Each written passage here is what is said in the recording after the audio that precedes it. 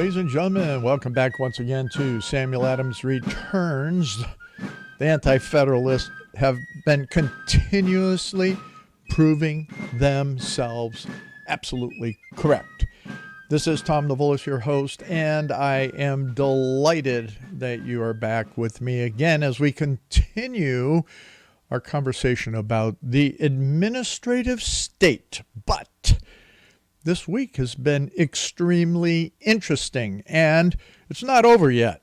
And to that point, I have to get this program into the producers by Thursday afternoon. So in recording it midweek, there's a lot still going on.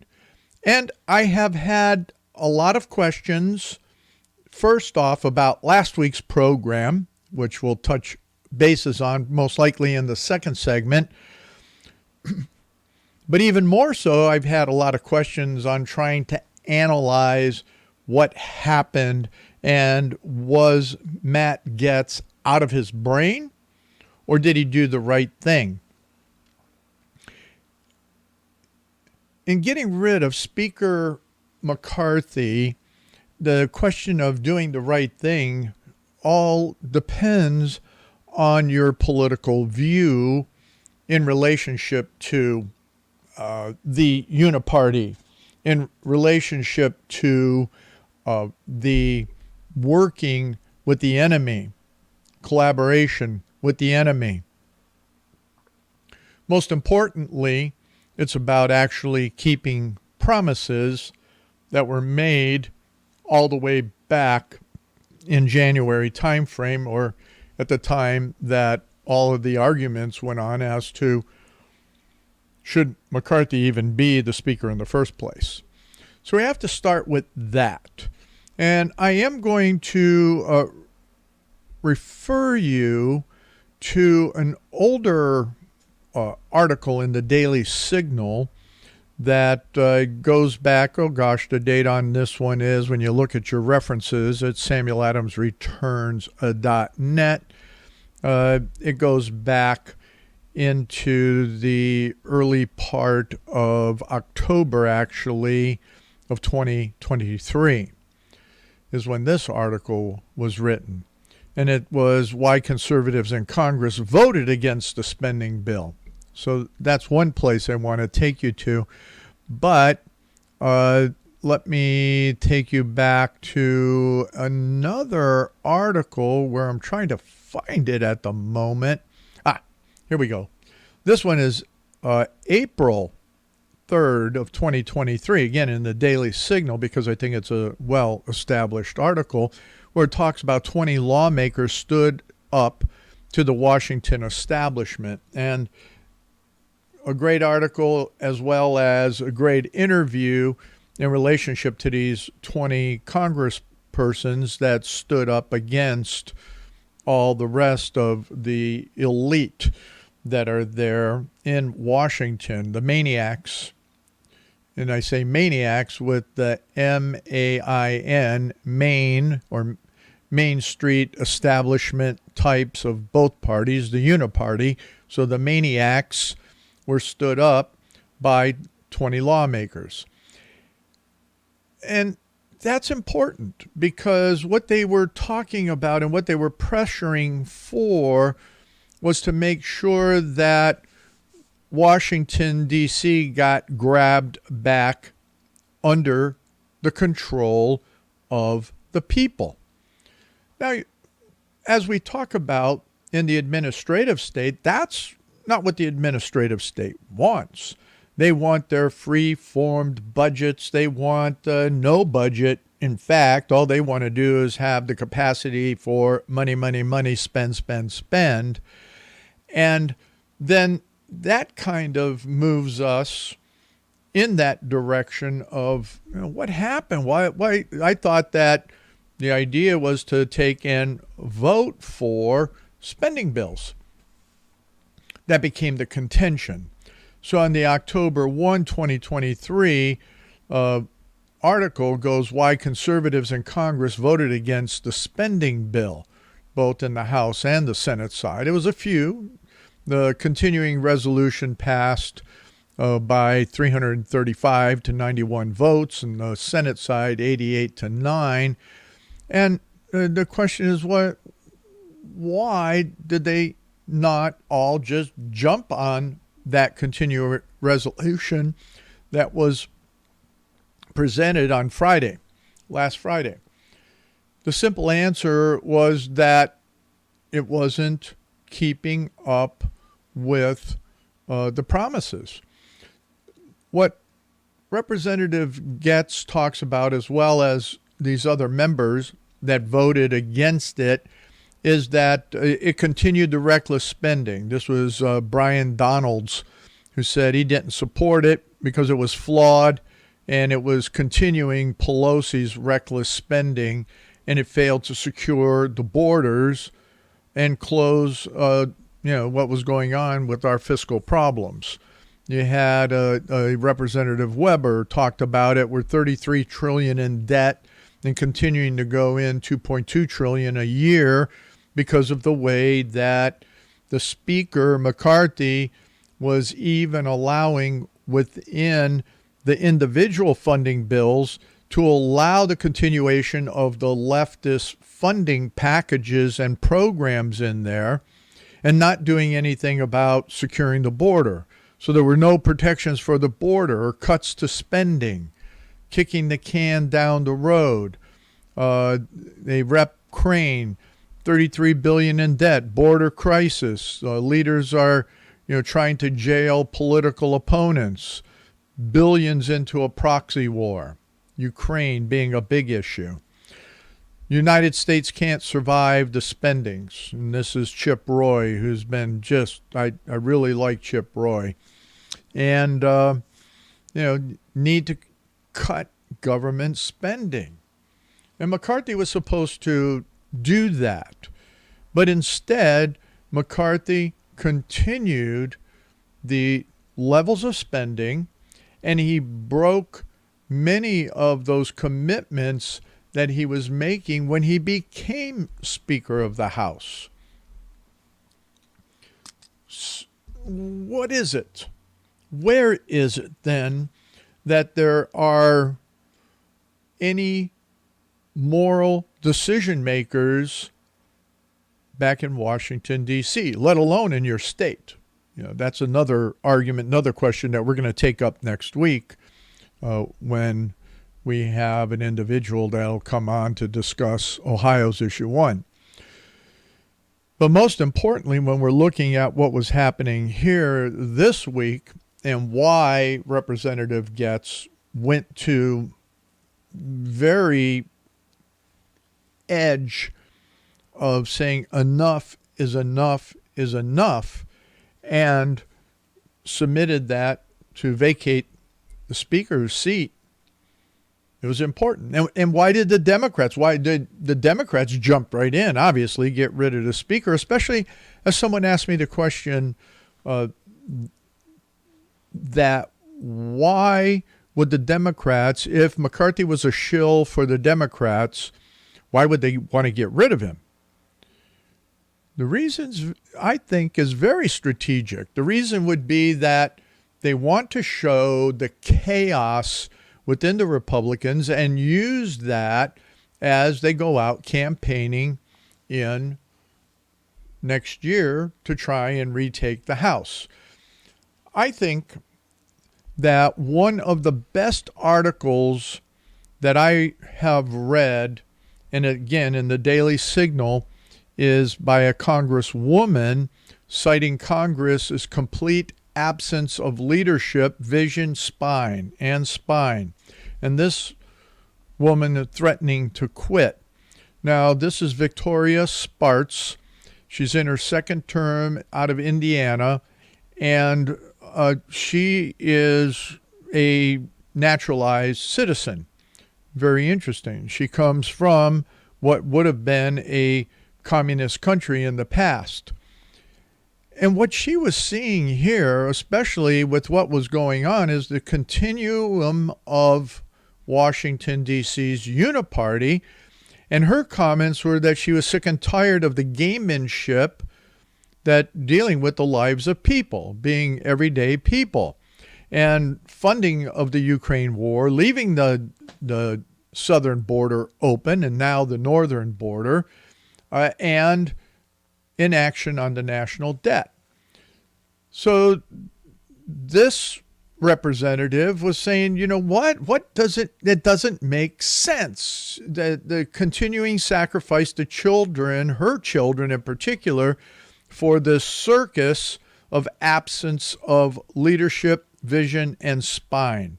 So Kevin McCarthy just didn't have the spine. He abandoned all of her truths.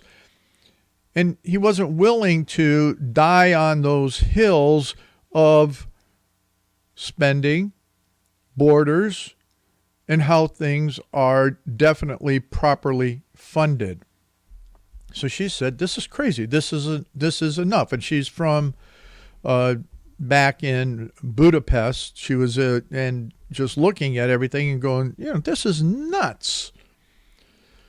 So I guess the short analysis to end this segment, if you will, and there's more to it, is that I think that Getz did the right thing.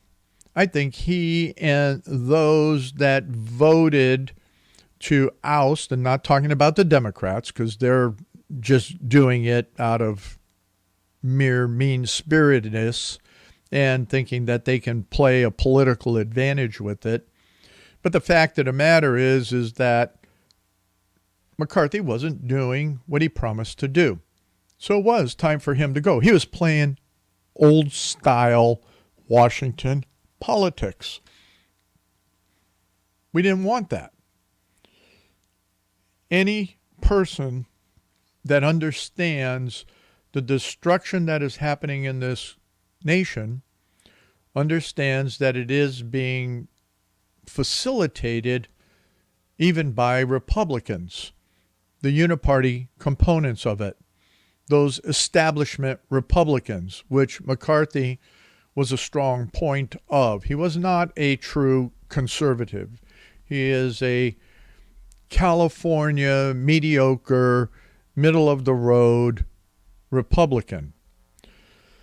So I guess the real issue is going to be now what's going to happen. Now what we're seeing as of this being late Wednesday afternoon, that we have Representative Scalise who's jumped in, Representative Jordan has jumped in for running as Speaker of the House. It's going to be interesting to see, and apparently there's going to be some others that are going to jump in on that as well. But when we take into consideration those that could actually lead with integrity, I would put my hat in the ringer on Jim Jordan for sure, Scalise second.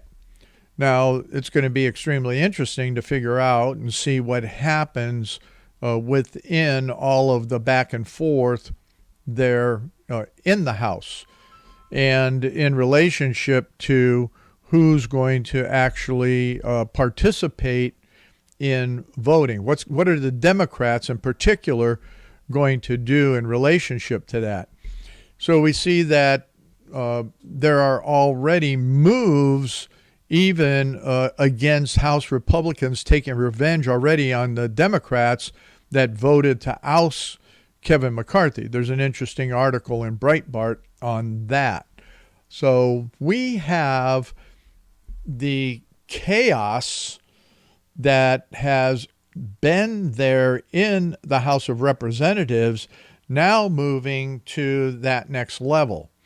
And we're going to talk about, probably in the third segment, a interesting, what do I want to call it? An interesting interview with Tucker Carlson and Victor Davis Hanson that where Hanson flat out says we are in the middle of a revolution, which I've been talking about for years, warning about the beginning and the middle. Sam Adams knew what it was like to come into a revolution.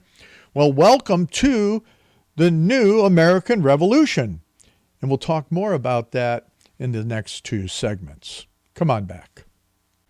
Ladies and gentlemen, welcome back to the second segment of Samuel Adams Returns. Those anti-federalists had it absolutely correct. I wanted to jump back a little bit on last week's program and have a conversation in relationship to a call, actually a couple calls that I had this past week in respect to last week's program. And in regards to that, the question was, well, Tom, what you said about socialism and communism, where do you get that? What do you mean by that? Isn't this communistic, what's happening? Isn't what we're experiencing from a economic perspective something on the order of socialism driving everything together? So in respect to the two calls that I had, the one was questioning the uses of what I did to really stimulate people's thinking around how we that are been in the patriotic movement or those that understand constitutionalism very easily throw around socialism and communism. We understand them from their root nature. But as the other, or one of the other conversations that I had, the individual brought out the case that's saying, look at the generation of the people in their 30s, 40s, and all of that. And we talk about socialism. They go, well, yeah, I'm a socialist. I'm on social media. I make all these different connections.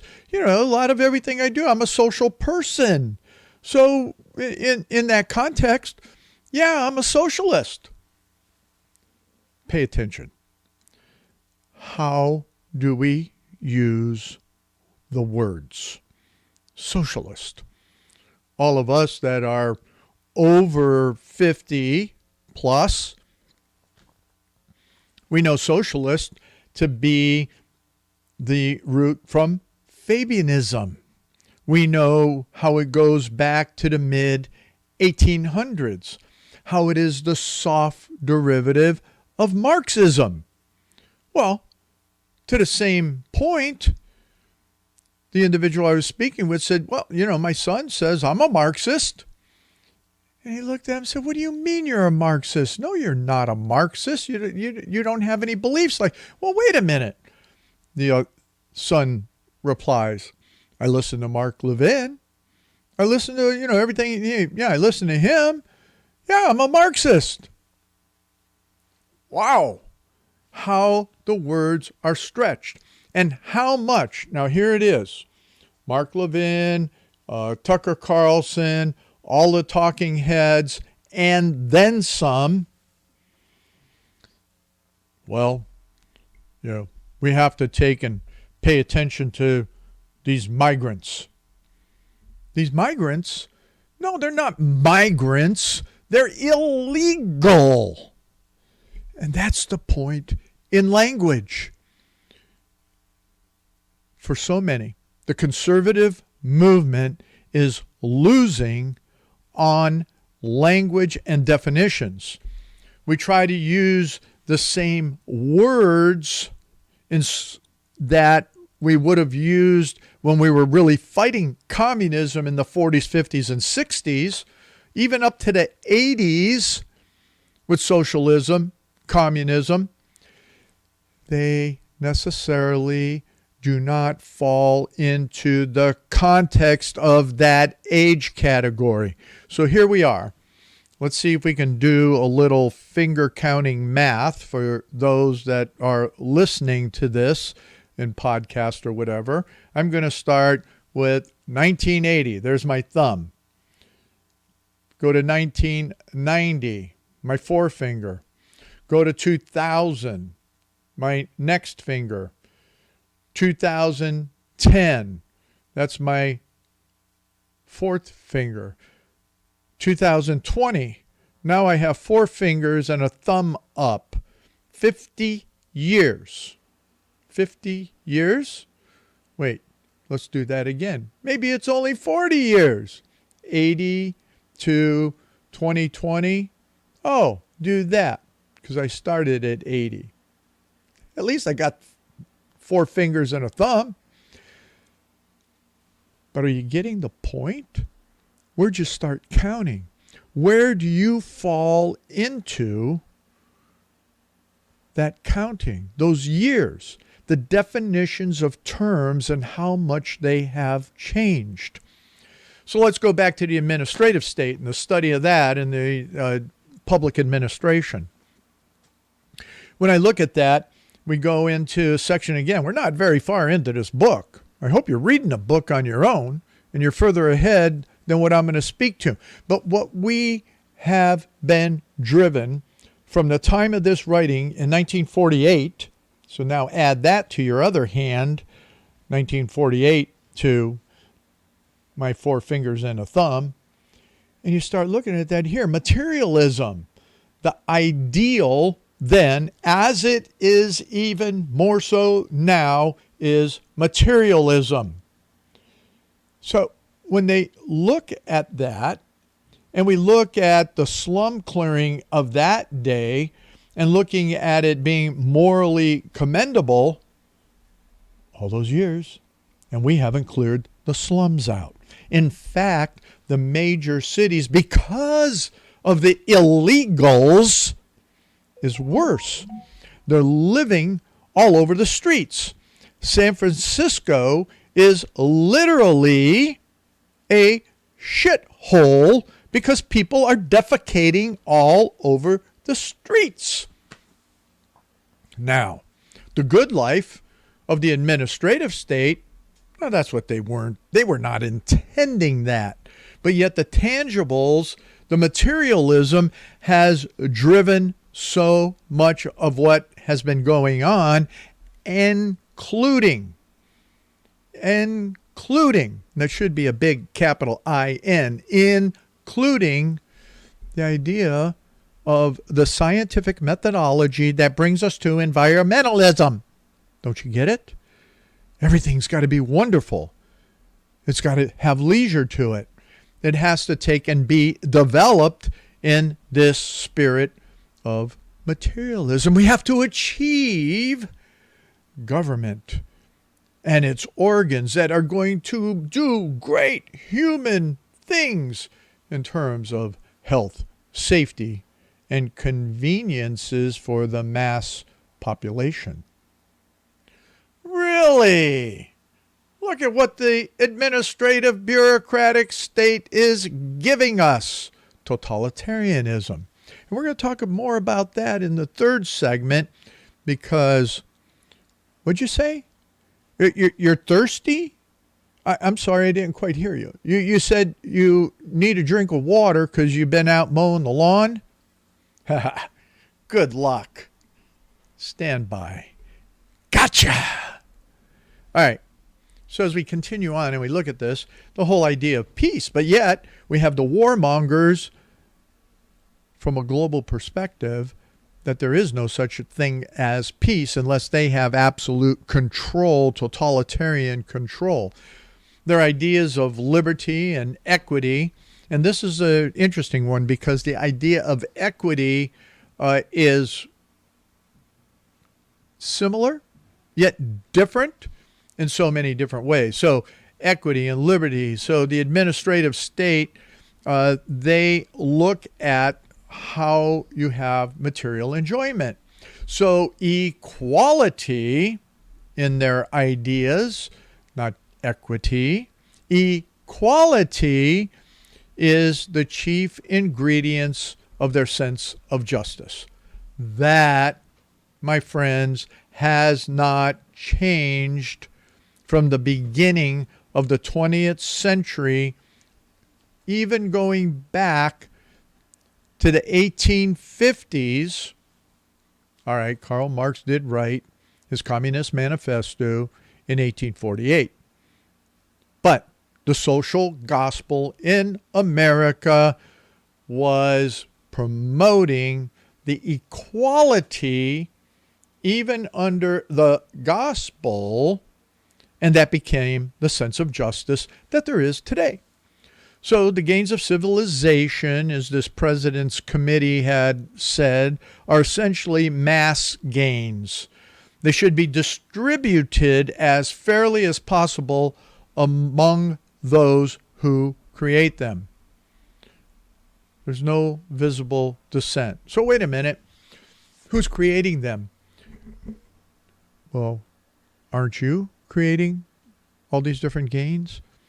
But what they believe in the scientific method that is applicable within the public administration system is, and according to Taylor, is that the workers don't understand their work.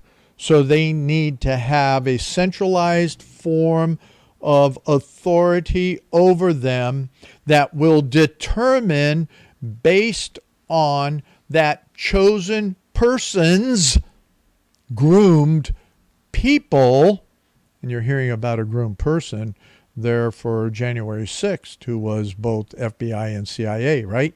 Heard about that? Groomed for government service. Now, they were groomed to the extent that, okay, we can take and now determine what liberty is and equality. And wait a minute, there's no incompatibility in all of that. So what's the real distinction and meaning between the two? Here it is. Liberty for liberty's sake is clearly a meaningless notion. It must be liberty to do and enjoy something. So if more people are buying automobiles and taking vacations, there is more liberty. See the disconnect, or the tie point, actually disconnect from foundational concept of liberty. And in fact, the way that it came out of the pulpits of the day, that liberty is in Christ and that the establishment of our rights and our liberties are God-given. No, in this case, what I just read to you is that liberty is what? Materialistically driven. Oh my goodness. Then we go on to urbanization. Then we go on to a lot. But you know what? Here's the catch-all in the last 2 minutes of this segment. And this is where we get back to a tie point of socialism / Marxism. Now we're seeing that the planks of the Communist Manifesto and those 10 specific planks start to draw some continuity in the definition of democracy, and the ends justify the means. So what we're seeing is that to produce this good life, to have this administrative control, then what has to go on is that somebody has to determine that the ends are necessary to get to that form of democracy that is guaranteed under the administrative state. Well, isn't that totalitarianism? I would say it is. So they're saying here, which is contrary to everything that they were talking about when we were looking at the tie of business and government, that even democracy, under their definition, will resist fascism and communism to the extent that it excels them in maintaining an orderly and justified state of human affairs, an adequate material standard of achievements and pleasure. The material standard of living must come through a united national effort applied to research, planning, and rationalization production. Wait a minute. That's exactly what Marx wrote. So they take and again extract the terminology of socialism and communism and fascism and actually apply the methodologies and philosophies of it in the context of the administrative state.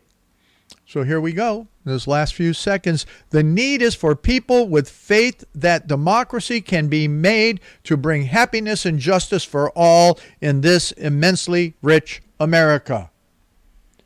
And they'll distribute your wealth to do it. Well, Sam Adams was against that. And so should you be.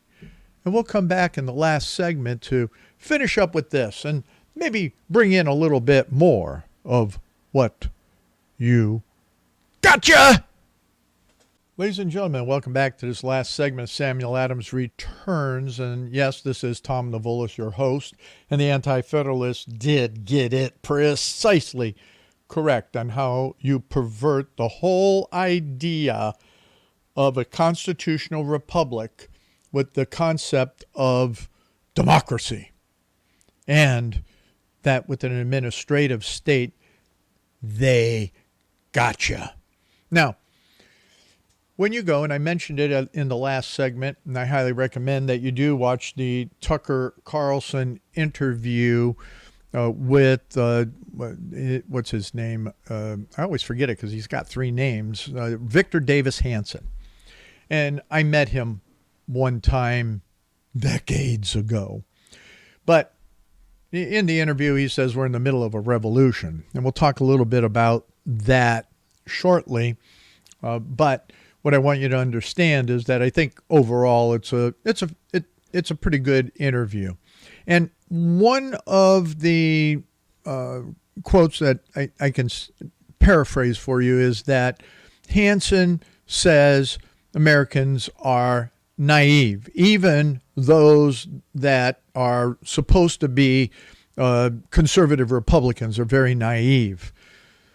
Well, I say, yeah, naive to actually stupid, because the educational system has so dumbed everybody down that even we that have been speaking for 40, 50 years about truth have been put off as tinfoil hat types, when in reality we were able to predict exactly what is going on today.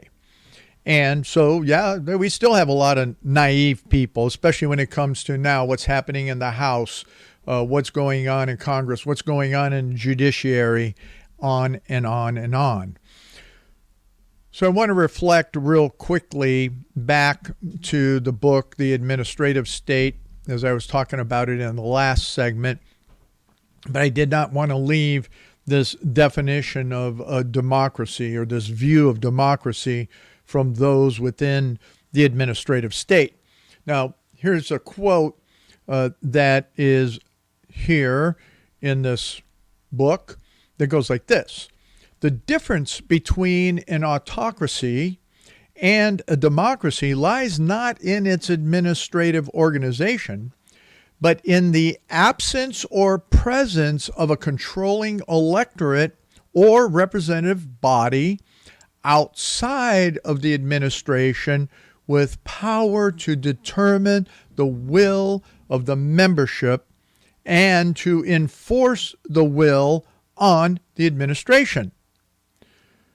So having Representative Getz call for the ouster of Kevin McCarthy is taking and stopping the autocracy and go by virtue of a representative body outside the administration and acting upon the will of the people, the rational concepts of the people, to enforce the will of the people on the administration.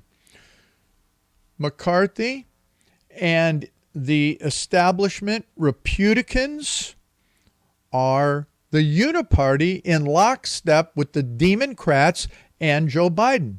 McCarthy did nothing, and just going back to the first segment for a few moments, McCarthy did nothing since being Speaker to really halt the activities of the criminal Joe Biden, his administration, his justice system, any of that.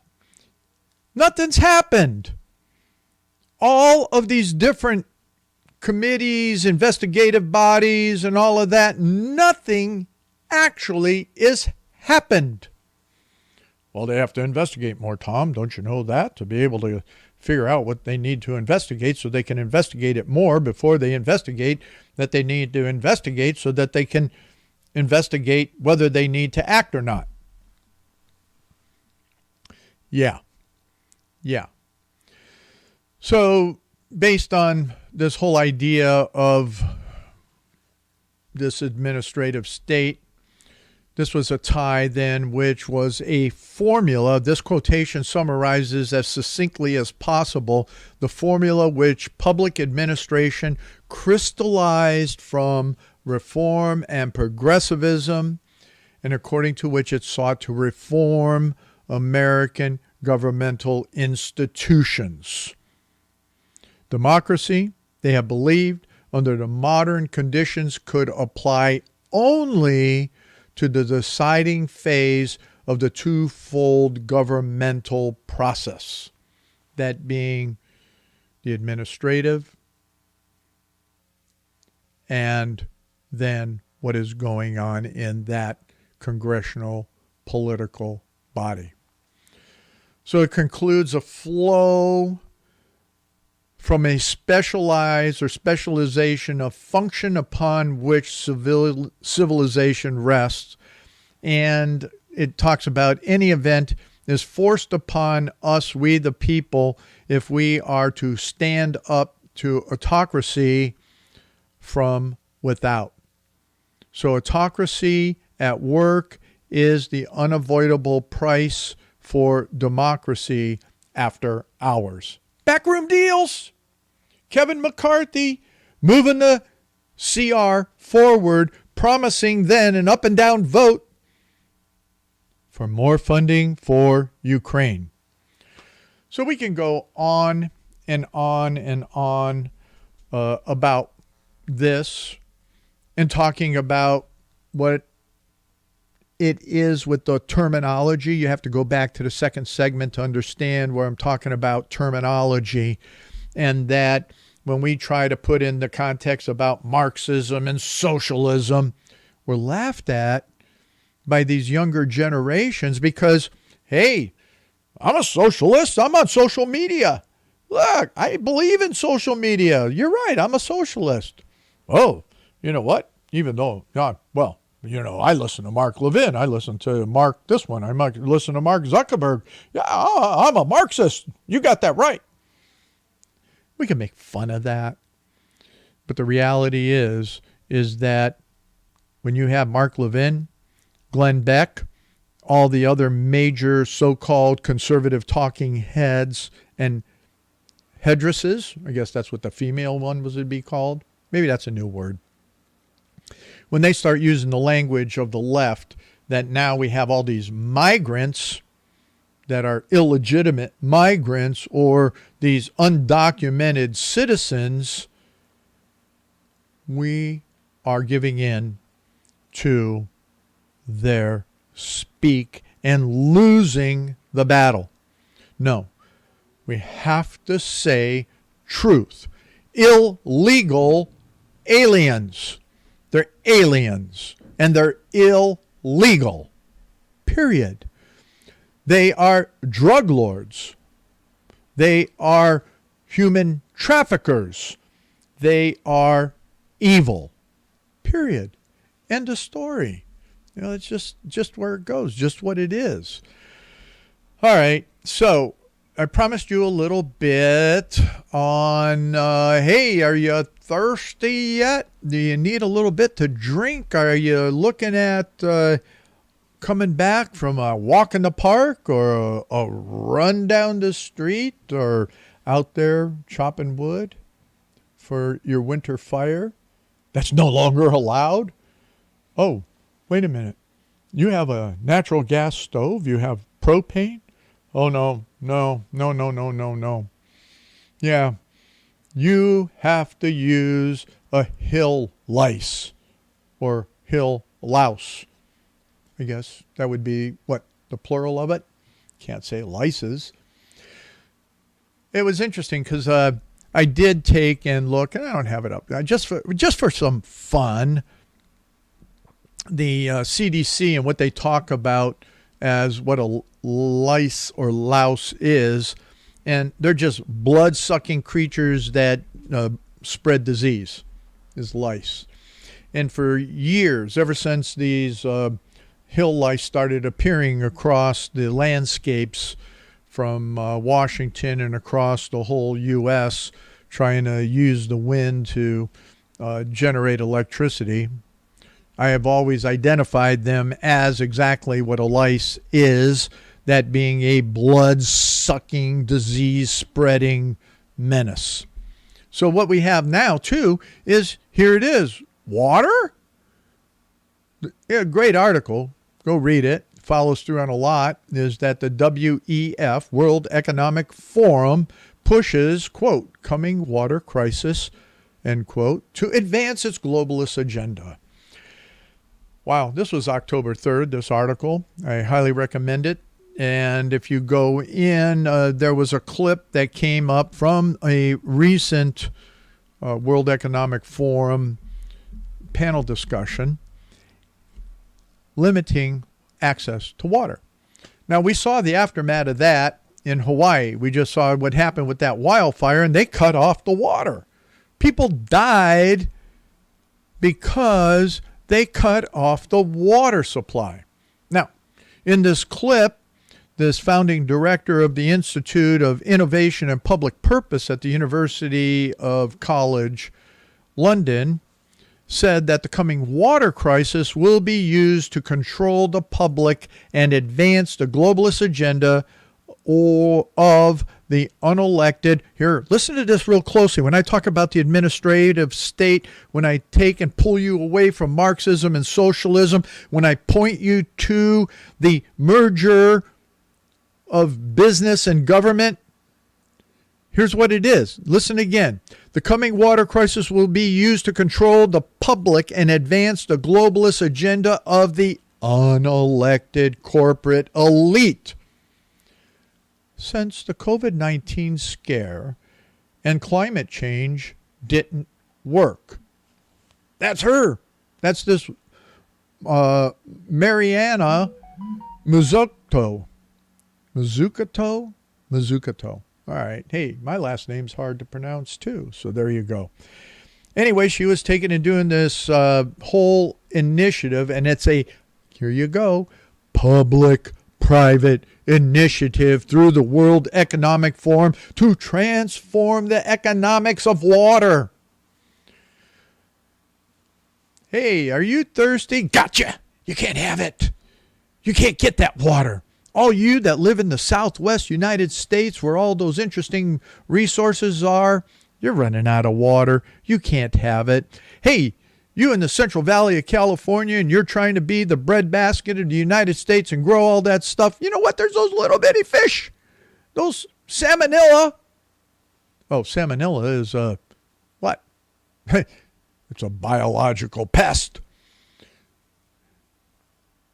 You can't have the water. In fact, you know what we're going to do? You can't have access to it, but we're going to allow that whole area there south of San Francisco that used to be one of the largest inland lakes in the United States. We're going to let it reflood. But you can't use that water for anything. So here is a whole lamentation during a discussion where the people refused to rally around previous emergencies, such as the pandemic, because the issues surrounding them were too complex for you, common folks, to fully grasp. So they were able to manage to vaccinate everyone in the world. No, she said, not everyone. No, we couldn't do that. But we're going to use this water crisis. Stand by, folks. Gotcha. The water. You can't live without water. You can live without food for a long time. You can't live without water for more than a couple days. Here it is, ladies and gentlemen. We have the most in the middle of a revolution, and we know that it is the terms of communism, socialism, but greater than that, we have these financial dictators, power mongers, that we have to resist and fight and speak the truth. You have to use the right words and everything you have to say. And don't be afraid. Don't be afraid. Sam Adams wasn't. The Anti-Federalists weren't. Come on back next week.